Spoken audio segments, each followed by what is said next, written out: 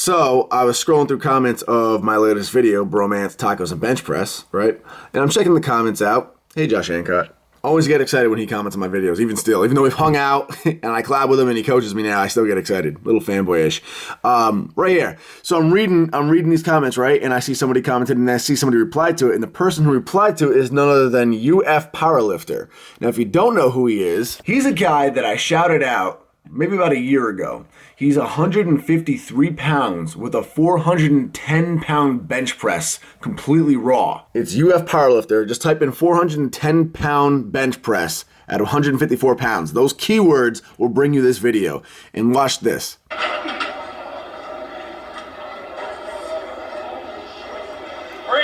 Boom. Locked it out. I'll link his channel in the info box below, and I think you guys will be happy. He just started a new program, and he's actually been documenting it now. So now he's starting to upload pretty frequently, giving voiceovers, giving tips, and just sharing what he does. All right, guys, so I'm gonna bring you through what I've been doing for mobility work, specifically regarding the hips. I have a lower back rounding issue, as you guys have seen, as I went over in previous videos, and it comes from what's called an anterior pelvic tilt, which is basically when your pelvis here, your hips, it's like a shelf, it should be straight. Mine tips forward. Interior means forward, basically, so it's an anterior tilt forward like that. And this can come from a number of different things. This can come from having really, really tight quads, which is very common in weightlifters. It can come from excessive sitting, which I definitely do since I do all my work from a computer. Sitting at the edge of your chair is the worst, unless you really put in the effort to brace your core and sit nice and upright with a tight lower back like that, which almost none of us do because it's just a lot of energy being used to sit. You end up usually kind of rounding your lower back. And that will make it worse and worse as well. So I've been putting a lot of work into researching this and just trying to better my overall mobility and loosen my body up and just fix the whole problem altogether. And I want to preface this by saying I'm not a mobility expert by any means. So there are going to be things that I learn even after this video, and I'll share them with you as I learn them. And you're going to be seeing stuff that you've probably seen in a bunch of different other videos all over YouTube. It's not my own stuff. Just stuff that I've learned and that I've been applying and that has helped. What ends up happening is you have your quads that are getting tight and they're pulling your hips downward. That will stop your abs from being, your core especially, from being able to really contract and stay tight on the movements that have to stay tight on. In turn, you end up getting a very tight lower back. All hair is getting crunched up. You get a very tight lower back. If you have a back injury, that'll flare up even more often from this pelvic tilt. And then what happens here is because your pelvis is tilted like this, when you go to bend over for a deadlift or something, instead of keeping a tight lower back and hinging at the hips, you end up kind of rounding your lower back. Your hips stay here and your lower back rounds no matter how tight you try to keep your back, which is what you guys have been seeing me try to work on with deadlifts. And when that happens, when a lower back rounding happens, it stops the glutes and the hamstrings from being activated in the lift, at least activated as well as they should be.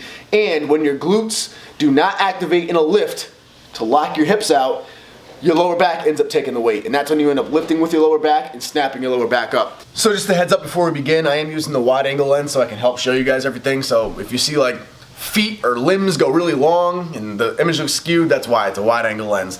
Anyway, a few things I'm doing is pretty simple. First thing I'm doing is rolling the lower back every single day. Now this is the foam roller I use. This thing's a beast and it's painful as hell, but you don't have to use this. You can use virtually any foam roller and it'll still get the job done. I do like this though. It gets the pressure points, it gets deep, it hurts. So first thing you do, roll the lower back. Now there's a couple of different ways you can roll your back, and there's no one correct way. It just depends on what you're trying to aim for. So like you may have seen people recommend expanding the back like this and cracking the vertebrae. That definitely works. But for this particular project here, we're working on really loosening up the lower back, the lumbars, the muscles in there. Keep your abs crunched in a crunch position, and then roll over your lower back. And this is going to help you find any sort of trigger points. And I am sliding a little bit right now in socks, so bear with me. So roll your lower back with abs crunched in that position. I like doing 2 sets of about 30 seconds. So 30 seconds of rolling. If you find a trigger point, slow down, roll over it, get it nice and deep.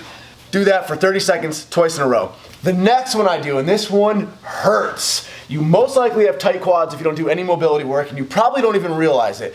But you will see the difference when you loosen up your quads. When you go back to squatting and deadlifting, you can suddenly get into position so much easier, and your form will feel so much cleaner. And you can tell if your quads are tight because this will hurt like crazy. So what you want to do is first start off the target here is the very front of the quad, the front and the side. This is the area that gets really, really tight, right up to the hip flexors. Tight hip flexors are also a cause for anterior pelvic tilt. If your hip flexors are tight, they're gonna help pull your pelvis down too, along with the quads. So the whole 9 yards. So roll from the front first and foremost. I start high, right on my hip flexor, and slowly roll all the way down to your knee. Find out what you're able to do. Now, if you're really, really tight, and especially if you're using one of these guys, it's gonna hurt. The first day I did this is my 5th day in a row doing this now. The first day I did this, it was painful. I was actually like grunting and wincing, and it was painful as hell. I was breathing hard by the end of it just because there were so many tight areas in my quads, and it was killing me. It was like a deep tissue massage. It was painful. Now I can do this pretty easily, and there's almost no pain, which is a good sign. It means my quads really, really loosened up over the last 5 days. But if you're able to, as you're rolling, if you find a trigger point, you can stop and actually curl your hamstring in, and that's gonna help stretch the quad over the roller and help the roller get in even deeper on the muscles. But anyway, you wanna just roll all the way up to the hip flexor, all the way down to the knee, and then slowly roll your leg out till it's on the outside, and this is the most painful one. Roll down the outside of it, and this is where you will feel trigger points. That still hurts right there, but not nearly as bad as it used to hurt. Roll all the way up onto the hip flexor and get the hip flexor nice and good.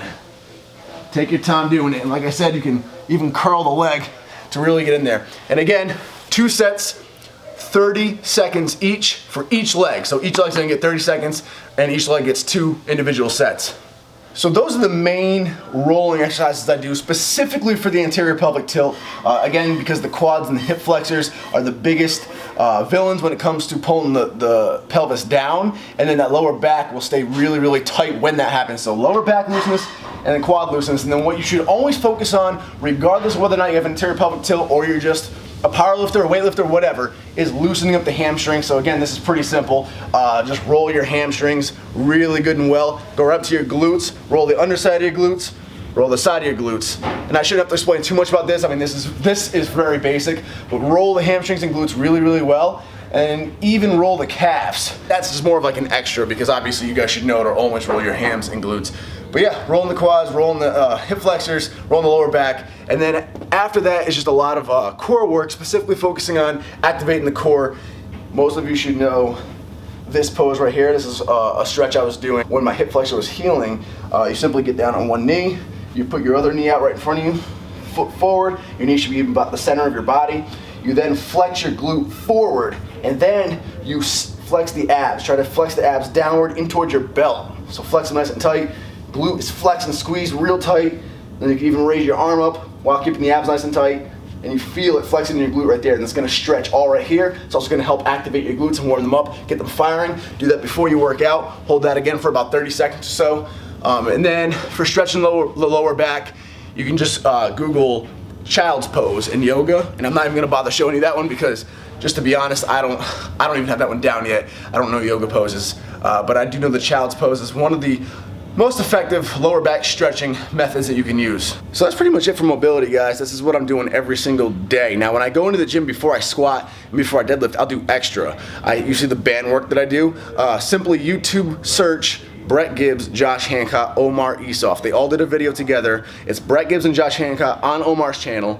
And they show a bunch of different band exercises that you can do to really get your glutes firing, to open up your hips and get them ready for squatting. I do implement those before I squat or deadlift.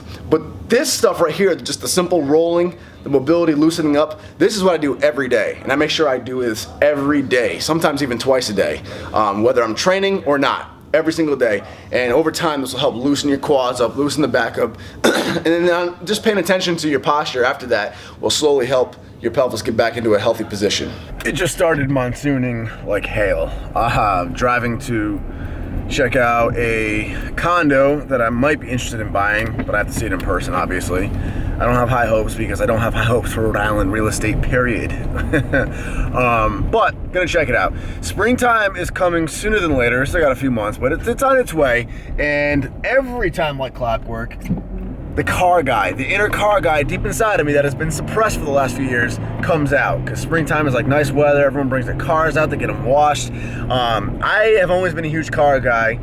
back when I was younger, I'd buy like old used BMWs, obviously, and like soup them all up, and I loved it. But they're a headache and they're a lot of money, and they're projects, especially when you're not a mechanic. So eventually I was like, you know what? I gotta snap out of this. I gotta get a car that's reliable, and I got this bad boy at like 19 or 20 years old. And it was an amazing choice financially, because this car has been so reliable. It's been up and down the coast. It has had no issues. It runs beautifully even now, 6 years later, or 5 years later, however long it's been.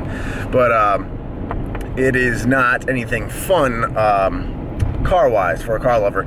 So I promised myself that I'd hold off on buying a car until I actually needed to, just because they're terrible investments. You know, and I just been sucking it up ever since. But springtime's coming and I'm itching, man. I've been looking around online for like some fun new cars, and like I really want to get them, so I'm forcing myself to buy property instead. That's forcing myself to invest in an asset first. So, been looking around, gonna check out this condo now, and then deadlifting later on. Still want to get a new car though. I love cars. We're at the location. That's it right there. I mean, it looks good. It's in a decent neighborhood. And it looks structurally sound, doesn't look like a piece of crap. Could definitely use like a paint job, but if some prettiness is all it really needs for touching up, I could live with that. But anyway, I'm waiting for my real estate guy to get here, and then we'll check it out for sure. All right, checked it out. Actually very impressed with it, very happy. It's very new inside. It's not old or weather or anything like that. It's 3 floors. Nice hardwood floors actually, and some of them too. There's a nice outside deck that overlooked a waterfall.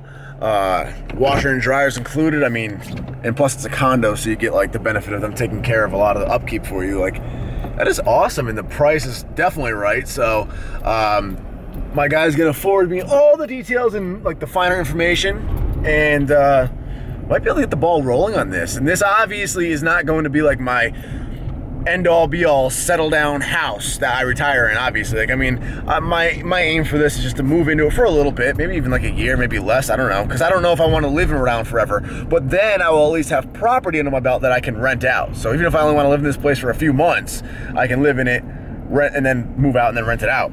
You know, and then I have property. So definitely happy with that.